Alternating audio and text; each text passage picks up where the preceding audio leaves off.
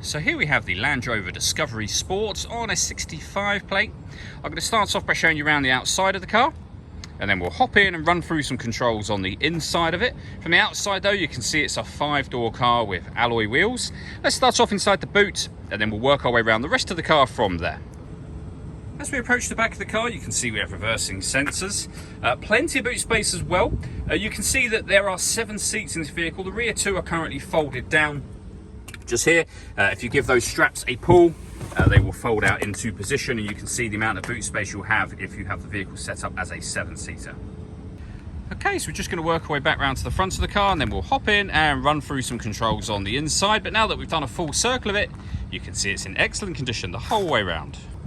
Just briefly before we climb in, I think it's where we're seeing the interior from this exterior point of view. There's plenty to run through on the dashboard, so let's hop in and we'll do that now. Okay, now that we're inside the car, we're going to start with the dials. On the left-hand side, we have the speedometer, and on the right-hand side, the rev counter. In the middle, we have the fuel gauge, the coolant temperature gauge. It will show you what gear this car is in. It's an automatic, so we're in park at the moment, and we have a digital readout for the speedometer being displayed there as well. If we back out to the steering wheel, on the left-hand side, we have stereo controls. This button will change the information displayed in that central section just there. And over on the right-hand side, we have a heated steering wheel, cruise control, and speed limiter as well. Just behind the steering wheel, we have the minus and plus paddles.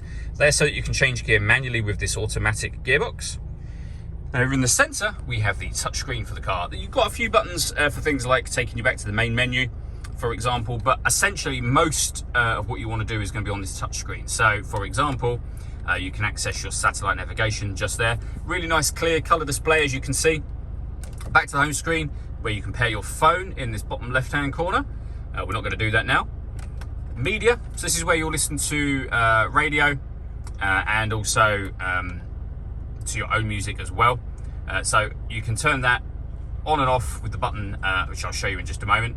You can see we're on the radio menu at the moment, but there are other types of ways in which you can listen to music. So DAB, FM and AM radio, as well as auxiliary input. If you connect up your phone, you'll be able to stream the music wirelessly via Bluetooth audio as well.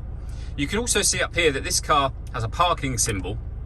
If you give that a push and then look over in the center just here, this car has autonomous parking. It's able to parallel park itself, taking control of the steering for you. You just need to follow the instructions on the screen as to what gear to be in and when to accelerate or brake, of course. And you can turn that off by pressing the button again. Then below that, you can turn the parking sensors on and off. If I put the vehicle into reverse, we also have a full color reversing camera, which will be displayed just there as well. And pressing the camera button will change various different camera settings. I'll put the vehicle back in park.